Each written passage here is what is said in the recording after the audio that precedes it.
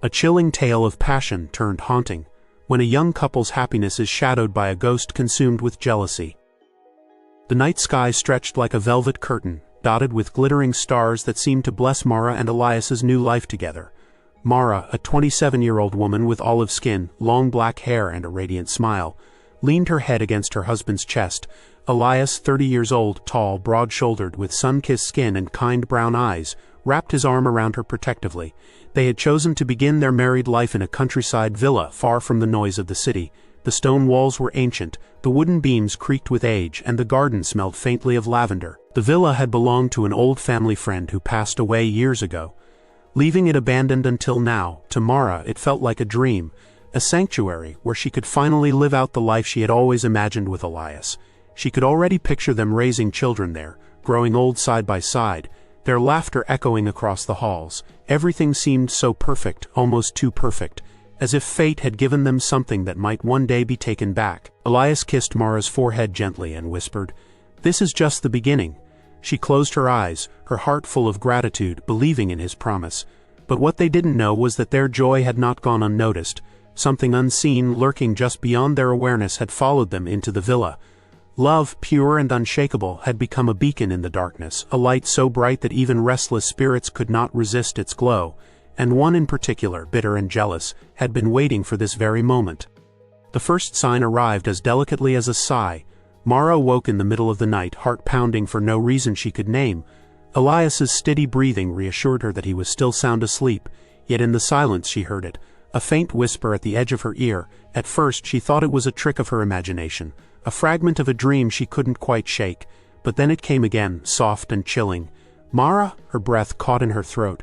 She sat up abruptly, fumbling for the lamp beside the bed. Warm light filled the room, chasing away shadows. Nothing stirred. The wardrobe stood silently in the corner. The curtains hung still, and yet the echo of that whisper lingered in her ears, so real it felt impossible to dismiss. "Mara," Elias mumbled, half asleep. She forced a smile and brushed his hair back, assuring him it was nothing, but deep inside a dread she couldn't name settled in her chest. The next night it happened again. This time it was louder. She could feel the cold brush of air against her skin, like the breath of someone unseen hovering just inches away. It wasn't random, it was deliberate, intentional. Elias again tried to comfort her, insisting she was dreaming, but Mara couldn't shake the feeling that she wasn't alone. Someone or something was calling to her, and though it was only whispers for now, she feared it was only the beginning. During the day everything felt ordinary, safe, even joyful. Mara busied herself in the kitchen, baking bread, filling the air with the scent of rosemary and butter. Elias worked in the garden, his laughter ringing out as he teased her about her cooking. Neighbors who came to visit spoke of how radiant they looked together, envying their newlywed bliss. To everyone else, theirs was the picture of happiness. But at night, the villa turned against them. The wooden floors groaned under phantom footsteps when both Mara and Elias were in bed. The windows rattled, though no wind blew outside. Elias grew uneasy when he began finding objects disturbed. Chairs overturned in the living room. The wardrobe doors swung open, and Mara's favorite perfume bottle shattered into pieces on the floor. At first, Elias believed it was simply the quirks of an old house. But soon, even he could no longer deny that something unnatural was happening. One evening they returned from a walk to find every door unlocked and wide open, though Elias swore he had secured them himself. Mara's fear grew each day, the weight of dread pressing down on her, until even sunlight couldn't drive it away. This was not just a haunted house. The disturbances were too pointed, too personal. Whoever or whatever was behind it seemed to have an obsession with them, watching them, trying to drive a wedge into their perfect love. Love had once felt like a shield, now it had become a weapon used against them. One evening Mara stood before the old mirror in their bedroom, adjusting her hair. The surface was slightly fogged, as though touched by unseen breath. She leaned closer, trying to clear it with her hand, but then her blood froze. In the reflection, a pale figure stood just behind her shoulder. It had long dark hair, matted and dripping as though wet, and hollow, lifeless eyes. Its skeletal hand was outstretched, not toward Mara but toward Elias, who had just entered the room behind her. Mara screamed. Spinning around, Elias rushed to her side, alarmed, but the figure was gone. Only the mirror remained, clear and ordinary as if mocking her. "I saw her," Mara insisted, her voice trembling. Elias held her, whispering that it must have been her imagination, stress from the move, yet as he kissed her temple, his eyes darted toward the mirror. He didn't admit it, but even he felt a strange chill when he looked at it. That night, Mara couldn't sleep. Every time she closed her eyes, she saw the figure again, reaching out, always reaching for Elias. The message was clear. This ghost wasn't just haunting their home, it wanted him. The villa seemed determined to reveal its secret piece by piece. One morning, Elias went to fetch tools from the hallway, but when he returned, his face was pale, his hands trembling. On the wooden floor, traced perfectly in the thin layer of dust, was a single word. Mine. Mara's heart pounded as she stared at the crude letters. The handwriting was jagged, desperate. It wasn't me, she whispered, though Elias hadn't accused her. He knelt down, wiping the word away quickly, but not before both of them had read its claim. That night, Elias locked every door, checked every window, and still lay awake long after Mara drifted into uneasy sleep. His mind raced with questions. Was this ghost attached to the villa or to them? Why did the messages feel so personal? Deep down, Elias feared he already knew the answer. The spirit wasn't bound by stone or wood, it was bound by something far more dangerous, emotion. And that emotion was obsession. Sleep became impossible. Mara lay awake for hours, her body tense, her ears straining for sounds. When she finally drifted off, nightmares yanked her back into fear. Each night she felt the same thing, the crushing weight of something invisible pressing against her chest as though trying to steal the air from her lungs. Icy fingers seemed to curl around her wrists, pinning her down. She would thrash and scream, waking Elias, who would pull her into his arms. But his comfort didn't stop the terror. The shadows grew darker, heavier, more suffocating. Mara no longer recognized her own reflection. Her once bright eyes were ringed with exhaustion, her skin pale from sleepless nights. Elias tried to stay strong for both of them, but even he couldn't ignore the way the house seemed to drain their energy. Their laughter faded. Their smiles were forced. They began to avoid talking about the ghost, as if silence could make it disappear. But it didn't. Every kiss they shared, every embrace, seemed to fuel its rage. Love was no longer their sanctuary. It had become the spirit's greatest weapon. The discovery came by accident. While clearing out the dusty attic, Elias stumbled upon a wooden chest. Inside were old documents, trinkets, and an envelope of photographs. At first the pictures seemed innocent, shots from their engagement party, moments of joy, but when Elias looked closer, his stomach dropped. In each photo, faint but unmistakable, was the outline of a young woman. She stood in the corners, her figure blurred, but her expression was sharp, eyes filled with rage, lips curled in bitterness. Elias's hands shook as he showed Mara. She gasped, recognizing the face instantly. It wasn't just a ghost, it was someone they knew. The ghostly face belonged to Celine, Mara's childhood friend. Celine, with pale skin, fiery green eyes, and a striking beauty that often drew attention. Celine, who once laughed with Mara but whose smile never reached her eyes when Elias was near. Mara remembered how Celine used to linger, her gaze fixed on Elias a little too long. Elias too recalled the awkward tension, the way Celine always found excuses to be close, her hand brushing his arm, her voice softening when she spoke to him. Celine had died tragically in a car accident just a year before their wedding. Mara had mourned her, never suspecting that Celine's envy had survived even death. The realization sent chills down her spine. Celine wasn't just haunting them, she was hunting them. Once her identity was known, Celine's attacks escalated. She no longer hid in whispers or reflections. Elias awoke one morning with deep scratches across his chest. Though no one had touched him, Mara found strands of her hair cut unevenly scattered across the pillow. Candles blew out whenever they prayed. Doors slammed when they tried to leave the house. Celine's voice echoed through the halls, cruel and taunting. He was mine before he was yours. It wasn't just jealousy, it was possession. Celine wasn't satisfied with haunting them. She wanted Elias, and she wanted Mara gone. Mara had reached her breaking point. Trembling, she stood in the middle of the bedroom and shouted into the emptiness, demanding Celine leave them alone. Her voice cracked, but her courage held. For a moment silence answered her.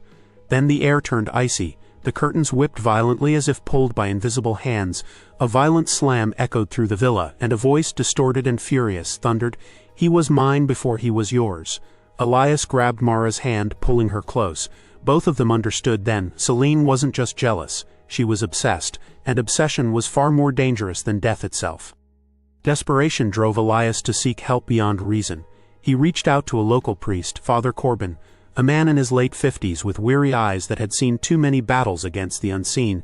When Elias and Mara told him their story of whispers, shadows, scratches, and Celine's voice, the priest's expression grew grave. "You must understand," he said, clutching his rosary tightly. "Not all spirits wish to move on. Some cling to what they desired in life, and that desire twists into something dangerous." His voice lowered, carrying a warning. "A jealous spirit is unlike any other. It does not want peace, it does not want release, it wants possession, and it will not stop until one of you is destroyed. Mara's hands trembled as she clutched Elias's. Elias asked if there was a way to banish Selene. Father Corbin sighed, placing a vial of holy water in their hands. You must confront her together, with faith. But beware, if her hold is strong, this may not be enough. As the couple walked him to the door, Mara noticed the priest glancing nervously over his shoulder. He did not say it aloud, but his eyes betrayed his doubt. He feared Selene's obsession ran deeper than anything holy water could touch. That evening, Mara and Elias followed the priest's instructions. They lit white candles throughout the villa, each flame a symbol of purity meant to drive Selene away. They sprinkled holy water across doorways, windows, and corners where shadows clung. Together they recited prayers, their voices trembling but determined. For a while, the atmosphere changed. The oppressive weight lifted, and Mara felt hope stir for the first time in weeks. Elias held her hand, and for a fleeting moment it felt as though they had reclaimed their home. But then every single candle extinguished at once. Darkness swallowed the room, thick and suffocating.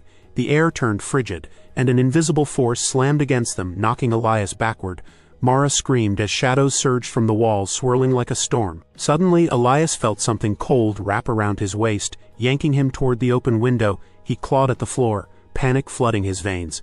Mara lunged forward, grabbing his arm with all her strength. Together they pulled until the shadow released him, sending them crashing to the ground. A shriek tore through the villa, so piercing it rattled the glass panes.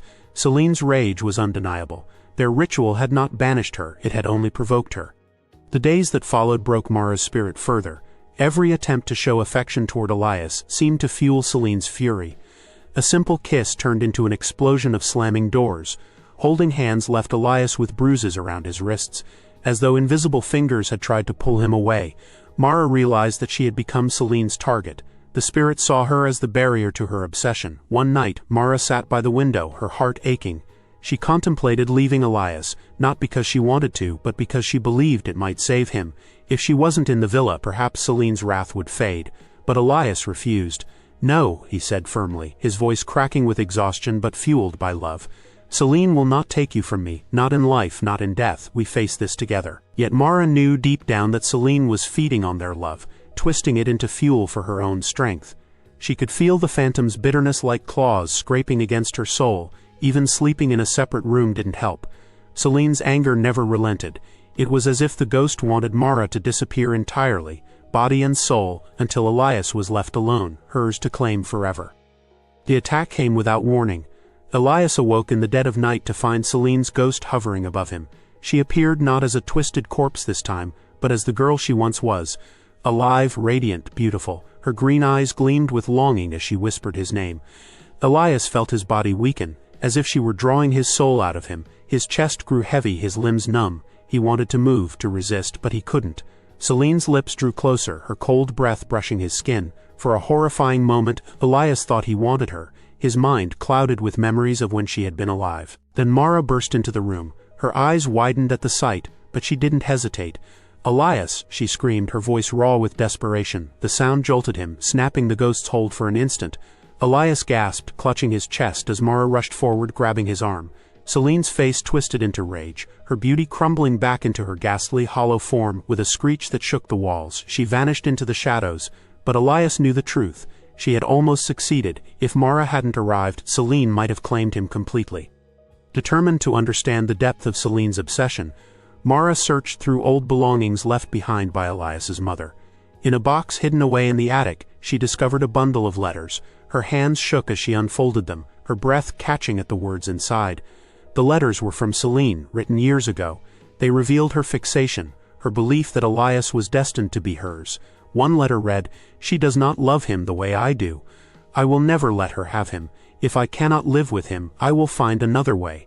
Mara's stomach twisted as she realized Selene's obsession had been known. Elias's mother had tried to intervene, but Selene's determination had only grown stronger. Mara showed the letters to Elias, and his face went pale. "She was watching us even then," he whispered. Selene had not stumbled into jealousy after death. She had carried it with her all along, nurturing it, feeding it, until her spirit was consumed by it. Her death had only cemented her vow. Mara understood now. Selene didn't just want Elias. She wanted to erase Mara completely. The storm raged outside as Mara and Elias tried to rest. But in the middle of the night, the scent of smoke filled the villa. They leapt from bed coughing to find flames spreading across the hallway carpet. Elias grabbed a bucket of water, Mara another, and together they fought the fire. Though they managed to extinguish the flames, the damage was clear. Blackened walls, smoke-stained ceilings, and the lingering stench of ash. Mara's chest heaved as she leaned against Elias, trembling.